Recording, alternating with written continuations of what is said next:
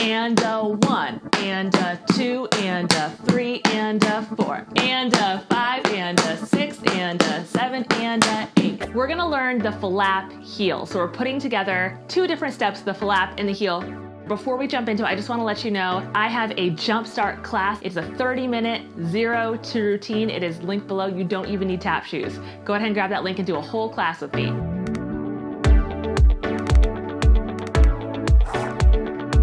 Okay, the flap heel. So if you remember, the flap bears weight. So after we strike on the floor with that brush, we step, transfers our weight. Okay, so we're going flap, we've transferred our weight, and then we're going to lower our heel. And as we lower that heel, that is the full transfer of weight from one foot to the next. Do you see what I did?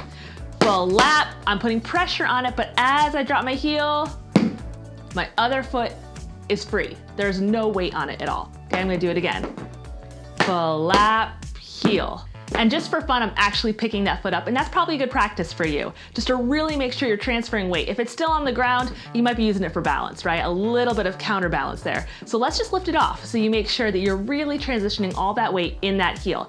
Remember, in the flap, the knee comes up, we're not starting back there. That's gonna throw off our balance, and it's gonna make us do a scrape sound instead of a clear strike in our brush.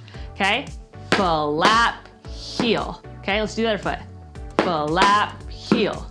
And again, we're exaggerating it, but that's fine. Okay, that's gonna help us. Let's do it again the other way. Flap, heel. Flap, heel. Flap, heel. Okay, our timing would be and a 1, and a 2, and a 3, and a 4, and a 5, and a 6, and a 7, and a 8. It moves around. Let's do it one more time, just a little slower. Ready? And a 1, and a 2, and a 3, and a 4, and a 5, and a 6, and a 7, and a 8. Turned around, hopefully that's helpful to see it from the back. My biggest piece of advice, again, is just to really focus on that step, leans in and bears weight, that heel fully transfers. Okay, and that allows you to switch feet for this alternating step. Again, make sure your center of gravity is in the rightful spot. No moving it all over the place. That's gonna make sure you get that weight transfer just right. That is the flap heel.